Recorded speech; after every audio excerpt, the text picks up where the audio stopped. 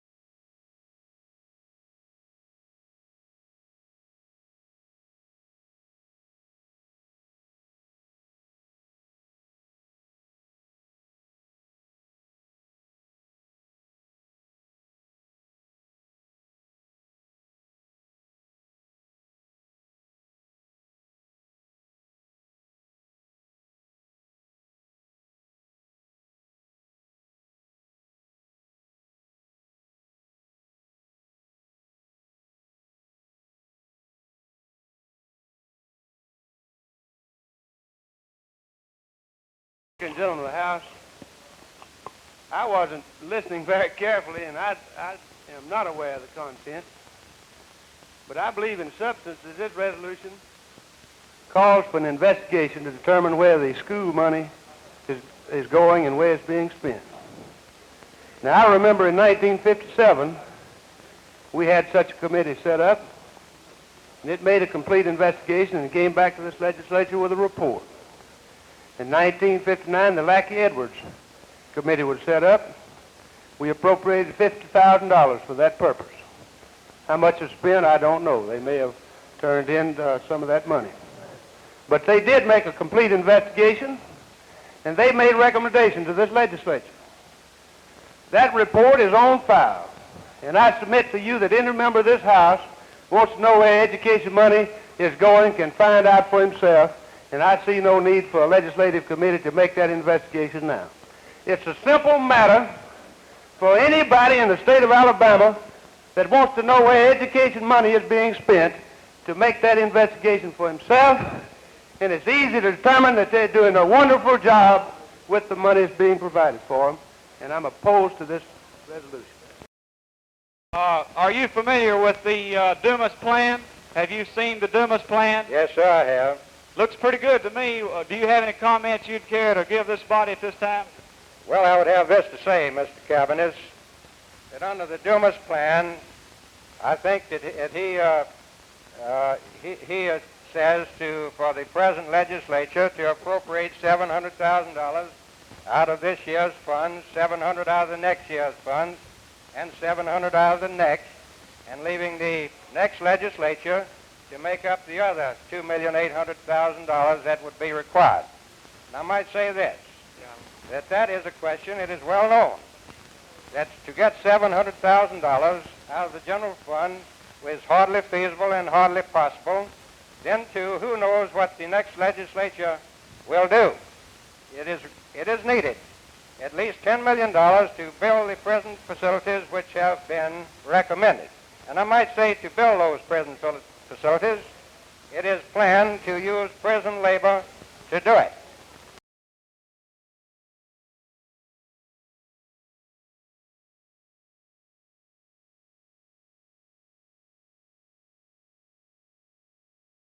Affect the legitimacy of our children and their rights of inheritance. The laws of our state should watch over family life and not make it a pawn of the quickie divorce. These laws should certainly protect the good name of our state that has been made a laughingstock over the nation as the divorce capital of the world through this fraudulent practice. The quickie divorces are very questionable, has given us concern. The fact that our courts have declared some of them invalid has worried us about the effect that it might have on children of subsequent marriages. Has given us concern. At the annual membership meeting of the State Bar held last summer in Huntsville, the matter of this quickie divorce was debated on the floor of the meeting after resolutions had been adopted. Had been introduced. And this resolution was adopted by a substantial majority vote of the membership of the State Bar last July in Huntsville.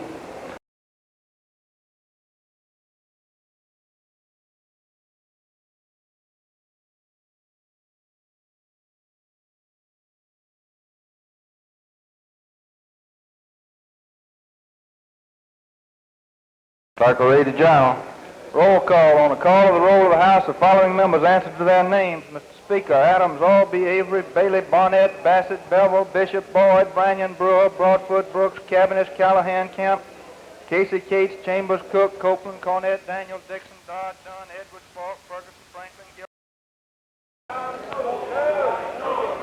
The gentleman from Morgan has asked that the rules be suspended for the passage of local bills only. The gentleman from Barber has asked for the ayes and noes. The gentleman from Barber. I'd like to make a motion. Well, the gentleman stated his motion. I would like to move that the rules be suspended and the reading of the journal at length be dispensed with. Now, my reason for that is this. The black belt has always been accused of starting these filibusters, and we ready to go to work, as we stated last week. So I so move, Mr. Speaker. Gentleman from Barber has asked that the rules be suspended and the reading of the journal at length be dispensed with. The ayes and noes have been asked for. The ayes and noes sustained. The ayes and noes are sustained. The clerk will unlock the machine and members will vote.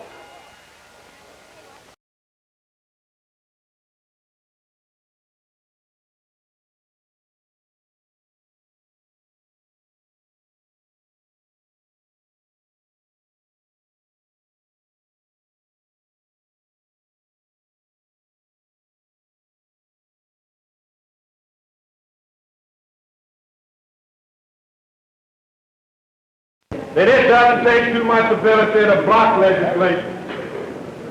As a matter of fact, I expect my little boy could come down here and perform the task that I am performing now, as well as any other member of the Senate, because it doesn't take any ability to block legislation. This legislature has long recognized a rule of local courtesy, a rule that recognizes that the distinguished senator with such a long career of service from Dallas County knows more about what's going on in Dallas County and can best supply the remedy than the rest of us.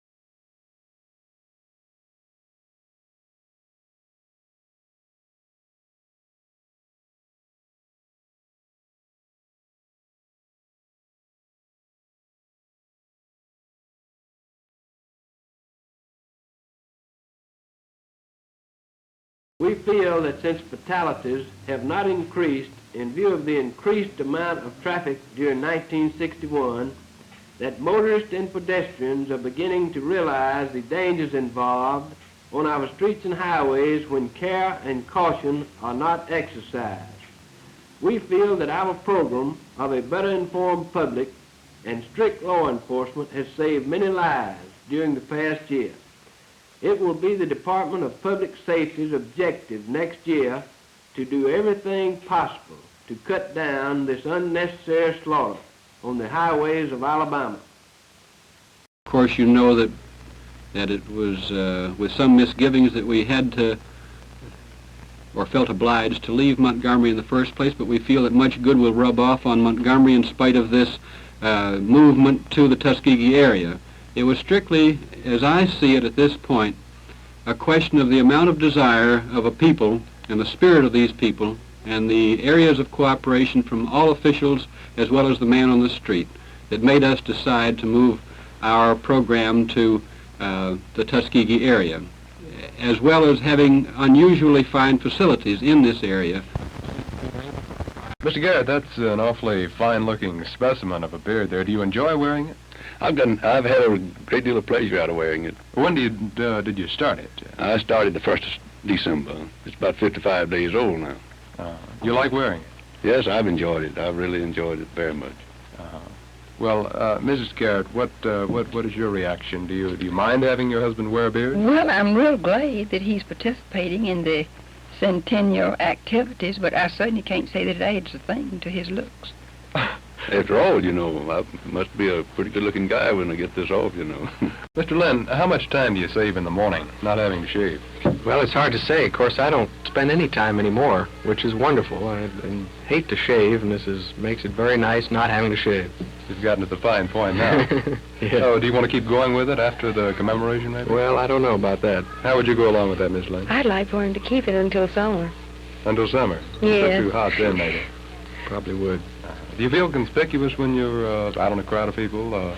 Not so much anymore. To begin with, of course, everybody stared at you, but I'm very glad to see so many people in Montgomery going along with the beards. It's good for the community.